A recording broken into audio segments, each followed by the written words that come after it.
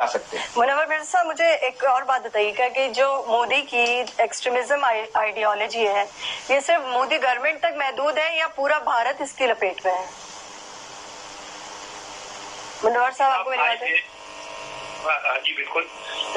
جب مودی صاحب آئے تھے تو انہوں نے اب یہ اس کو آہستہ آہستہ اپنے پہلے ٹرم کے اندر تو ہلکے اس میں دیا تھا، لیکن پھر بعد میں انہوں نے اس کو سخت کرتے گئے. سیکنڈ ٹرم میں آپ نے دیکھا ہوگا جب انہوں نے کشمیر کے اندر وہ آرٹیکل وہ کیے تھے تو پھر اس کو انہوں نے اور تیز کیا، اور اب تھرڈ ٹرم کے اندر یقینی بات ہے اب اس کی کنٹینویشن ہی چل رہی ہے، ان کی جو فلاسفی ہے وہ اس کو چل رہی ہے. لیکن میں یہاں پر ایک بات ایڈ کروں گا جو آپ نے سوال کیا تھا، اگر آپ مجھے اجازت دیں تو. جی میں ایڈ یہ کرنا چاہتا تھا کہ دیکھیے جب ہم یہ کہتے ہیں نا کہ ہم بھارت کے ساتھ امن قائم کرنا چاہتے ہیں یا بات چیت کرنا چاہتے ہیں یا ہم ان کے ساتھ مل کے وہ سفارتی سطح کے اوپر کوئی چیز کرنا چاہتے ہیں، ویریس فورمز کو لانا، سلامتی کونسل OIC وغیرہ کو لانا چاہتے ہیں، تو ہمیں بھی بہت ہی دیکھیے یہ چیزیں سارے ٹھنڈے دماغ سے کی جاتی ہیں، گرم دماغ سے نہیں کی جاتی. اس لیے کہ دیکھیے ہمارے سامنے دنیا کھڑی ہے، ان کی مرضی ہے، وہ چاہیں تو ہمارے ساتھ دیں یا ہمارے پاس نہ دیں. کوئی زبردستی ہم تھوڑی کر سکتے ہیں کسی کے ساتھ، کر سکتے ہیں ہم کبھی بھی نہیں کر سکے تو آج بھی کیسے کر سکیں گے. تو اس کا مطلب یہ ہوا کہ ہمیں خود اتنی عقل ہونی چاہیے، ہمیں یہ معلوم ہونا چاہیے کہ دنیا کس طرح رام کی جاتی ہے. یہ پہلے فن تو ہمیں اچھی طرح آ جانا چاہیے، پہلی بات. دوسری بات یہ ہے کہ جب ہم یہ کہتے ہیں کہ بھارت کے ساتھ امن کریں گے تو اس کا مطلب یہ نہیں ہے کہ ہم کمزور ہیں یا یہ کہ ہم بھارت کی کو خوشامد کرنے کے لیے جا رہے ہیں یا مودی صاحب کے کوئی ہم فیور میں جا رہے ہیں یا اس کو مودی صاحب. ہم پاکستان کے عوام کے ساتھ کھڑے ہیں. ہم کیا چاہتے ہیں؟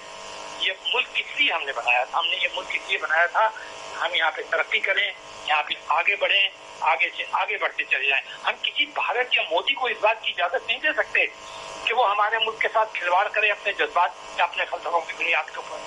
تو ہمیں یہ بات دماغ میں بڑی کلیئر رکھنی چاہیے کہ ان کا چاہے کوئی بھی فلسفہ ہو، ان کا چاہے کوئی بھی بیانیہ ہو، ان کا کوئی بھی رویہ ہو، ان کے پاس چاہے کیسی ہی طاقت کیوں نہ ہو، چاہے اقتصادی ہو چاہے وہ فوجی ہو، ہم ان کو وہ موقع ہی نہ دیں. اس سے پہلے ہی ان کو ہم بے بس کر کے اور ناکام کر دیں کہ وہ یہ اسٹیپ اٹھانے کے قابل ہی نہ رہے. یہ آپ کا کمال ہوتا ہے سفارت کاری کے اندر. یہ کمال نہیں ہوتا کہ جب آپ کے اوپر گزر گئی تو اس کے بعد آپ جا رہے ہیں جگہ جگہ جا رہے ہیں اور آپ لوگوں سے کہتے پھر رہے ہیں کہ جی آپ ہمارا ساتھ دیں.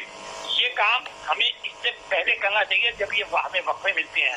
ہم کیا کرتے ہیں، برا نہ مانیے گا، ہم کیا کرتے ہیں ایز اے قوم، ہمیں اپنے اسٹرینتھ اور ویکنیسز کو اچھی طرح پہچاننا چاہیے.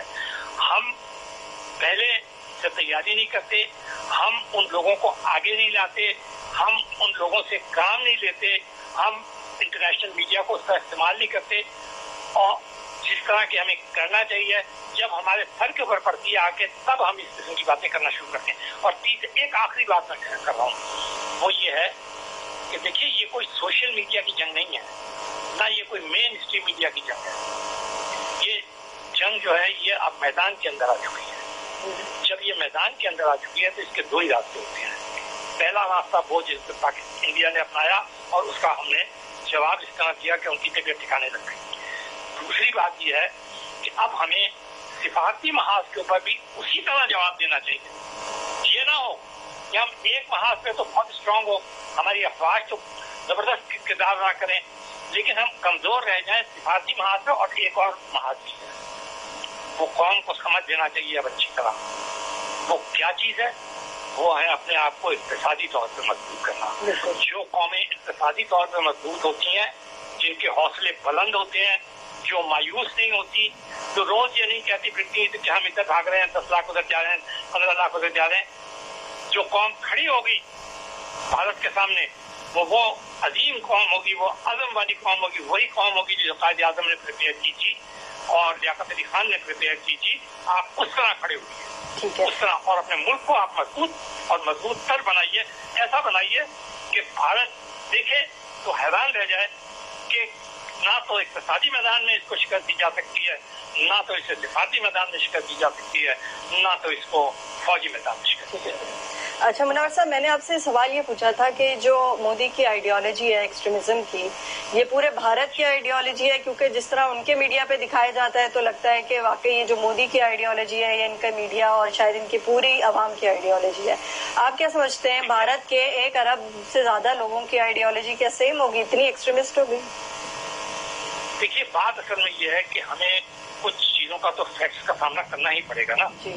کہ مودی صاحب نے 15 سال ہوئے انہیں، یعنی 15 ٹرم ہے ان کا، جی تو وہ بار بار الیکٹ ہو کے آ رہے ہیں، ٹھیک ہے نا، چاہے وہ اسی آئیڈیالوجی کے اوپر الیکٹ ہو کے آ رہے ہیں نا، یہی بات وہ کہتے ہیں، اسی پہ وہ الیکٹ ہوتے ہیں، یہی پاکستان دشمن کی بات کرتے ہیں، اسی پہ وہ الیکٹ ہو کے آتے ہیں.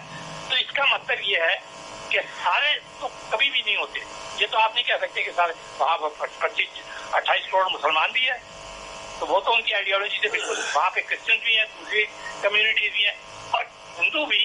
ان کے اندر بھی آپ یہ دیکھیے کہ کانگریس کی جماعت بھی ان کی بہت مضبوط ہے، اور اس مرتبہ اس نے حیرت انگیز مظاہرہ کیا. پچھلی بار الیکشن کے اندر کل 44 سیٹس دی تھی راہل گاندھی نے، اس مرتبہ انہوں نے 150 کو کراس کیا ہے.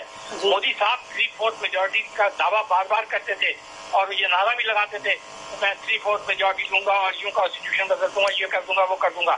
لیکن اس الیکشن میں خود انڈیا کے لوگوں نے ان کی اس آئیڈیالوجی کو ریجیکٹ کر دیا ہے. ہمیں اس سے فائدہ اٹھانا چاہیے، مگر فائدہ آپ اس وقت اٹھا سکتی ہیں جس وقت کہ آپ اسے اچھی طرح اسٹڈی کریں. صرف بولنے سے کچھ نہیں ہوگا. ہماری یونیورسٹیز کے اندر ہمارے جو ادارے ہیں جو اس کے اوپر ریسرچ کرتے ہیں انہیں بہت سیریسلی ریسرچ کرنا چاہیے، بہت سیریسلی کام کرنا چاہیے. ہمارے اسٹوڈنٹس کو سوائے ہوائی باتیں کرنے سے کچھ بھی نہیں ہوگا.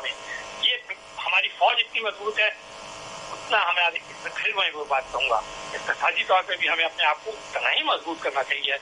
ہمارے کو ٹیکنالوجی کے اندر بھی اپنے آپ کو اتنا ہی مضبوط کرنا چاہیے. تو ہم ان کی ہر چیز کو ناکام کر دیں گے. ان کی آئیڈیالوجی آپ کے سامنے فیل ہو جائے گی جب وہ دیکھیں گے کہ آپ کی آئیڈیالوجی ان کے مقابلے میں زیادہ اٹریکٹیو ہے. آپ کی چیز زیادہ، آپ اپنے کردار کو، اپنے گفتار کو اس طرح بنائیں جس کو علامہ اقبال نے کہا تھا کہ آپ گفتار اور کردار میں غازی بنیں. تو آپ اس طرح کا اپنا کردار بنائیں، یعنی کردار سے میری مراد یہ ہے کہ عملی بھی اور بیانی بھی، کہ انڈیا مجبور ہو جائے کہ وہ آپ کی آئیڈیالوجی کو فالو کرے. آپ کو سنتے ہیں تو میں منور صاحب کی جو یہ بات ہے اس کو میں اس طرح سیکنڈ کرنا چاہوں گا. باقی منیبہ صاحبہ آپ بھی دیکھیں کہ چودھری مقبول صاحب آپ کچھ کہنا چاہیں ابھی اس سے متعلق، اگر میڈیا کے حوالے سے ہم بات کریں، کیونکہ کشمیر پر تو میڈیا ان کا بڑا خاموش رہتا ہے مقبوضہ کشمیر کے اوپر، لیکن پاکستان پہ بہت زیادہ بولتا ہے. میرے خیال سے منور صاحب کچھ کہنا چاہ رہے، پروڈیوسر صاحب ان کی آواز کھول دیں. بالکل جی، میں اصل میں میڈیا کے اوپر میں نے کچھ کام کیا اور پڑھایا بھی. آپ کو پتا تقریباً پاکستان کی تمام بڑی یونیورسٹیز کے اندر میں نے میس کمیونیکیشن کو اپنے پروفیشنل لائف کے بعد پڑھایا تقریباً 12-13 سال ماسٹرز اور PhD کے لیول کے اوپر. جب یہ جعفر ایکسپریس کا جو حادثہ سانحہ پیش آیا تو میں نے اس کے اوپر باقاعدہ ریسرچ کی اور 4-5 PhD کے اپنے جو اسٹوڈنٹ تھے ان کو لگایا اور یہ دیکھنے کی کوشش کی کہ انڈیا کا جو میڈیا ہے، سوشل میڈیا پلس ان کا جو مین اسٹریم میڈیا تھا، وہ کس طریقے سے وہ وار کرتا ہے یا کس طریقے سے اپنی بات کو کھینچتا ہے. دیکھیے یہ بات کہنا کہ جی وہ اپنا پوائنٹ آف ویو دیتے ہیں، یہ تو ان کا وہ کریں گے جس طریقے سے وہ مناسب سمجھتے ہیں وہ کریں گے. آپ ان سے یہ کہیں گے کہ جی آپ اس طرح کریں، اس طرح کریں، اس طرح کریں، تو آپ کیا CNN کو یہ کہہ سکیں آج تک؟ کیا آپ نے BBC کو کبھی کہا کہ آپ اس طرح کریں؟ کیا آپ فاکس کو یہ کہہ سکتی ہیں کہ آپ اس طرح کریں؟ کیا آپ نے رشین میڈیا کو یہ کہا کہ آپ اس طرح کریں؟ کسی میڈیا کو آپ نہیں کہہ سکتے کہ آپ یوں کریں، یوں کریں، یوں کریں، یوں کریں.